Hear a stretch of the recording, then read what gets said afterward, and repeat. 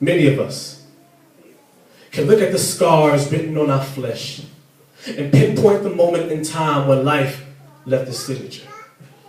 But if only we could do the same with the tears in our souls, tell me, how much more whole would you be if you seized bitterness by the throat long before its sour words spit fire from your lips? How many bridges would still be standing? How many hearts would still be functional if you knew the difference between lust and love before perversion corrupted you and broke your mental chastity? Would your capacity for sexual immorality even be the same? We have all done things that have brought God shame. We can't change them, but it begs the question, why do we do what we do? Is it the sinful world we were born into, or did something happen to us? In the eyes of every soul, there is a hidden river of tears, branching out in all directions, their roots unknown. In the chambers of every heart are mansions filled with sorrows, furnished with regrets and painted with past pains, but we lock the doors, toss the keys, and cut the lights, because maybe if we don't see them, we can pretend they aren't real. But just like a jack in a box, let life tune you up enough and watch what you thought was buried pop up out of nowhere. Every habit we have has an origin, dating back to a time and place that we would rather forget than address because it hurts to return to the scene of the crime that your mind is still serving time for. Even as I speak, I hesitate to peek inward. See, my closet skeletons evolved a long time ago. What used to be piles of ancient bones have grown tendons and ligaments, figments of my reality gave life to my past tragedies, and now I'm drowning in these thoughts that I thought I made walk the plank with a 2-ton anchor tied to his ankle, but no one told me how strong the past could be. Strong enough to stem the tide of my denial.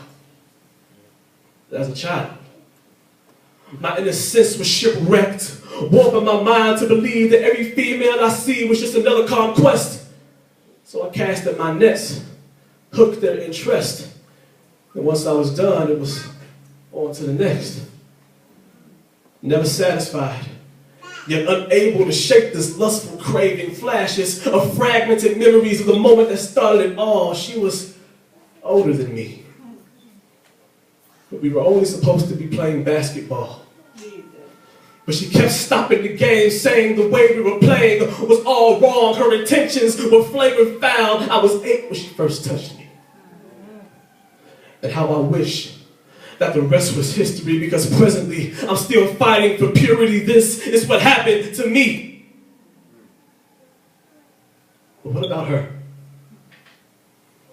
See, the convenience of being victimized blinds me from realizing the plight of the offender. What happened to her? And why on earth did a 14-year-old girl feel that it was okay to introduce an 8-year-old boy to a world that she didn't even fully comprehend? How young must she have been when she was first touched herself? It was so easy for me to hate her and think only of myself. But what happened to me was a direct result of what happened to her. I said what happened to me was a direct result of what happened to her, so I can look back at that point of impact and not only forgive, but live free from the effects that it's had on me, because I do not have to be controlled by my past anymore. But now it's your turn.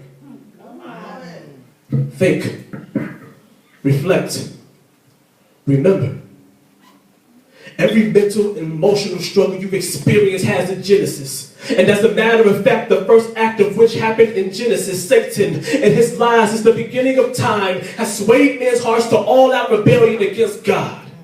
And though Christ broke the bonds of our depravity, some would rather be shackled than set free. And with sin still lashed to their souls, it's not surprising the role that they played in damaging yours. But it's time to face it.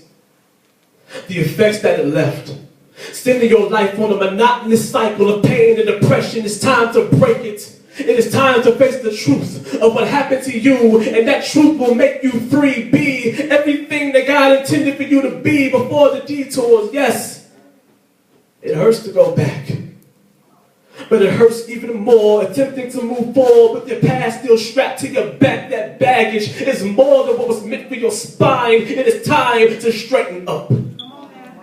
Because you do not have to be controlled by your past anymore. So let the final point of impact be the sound of those bags hitting the floor.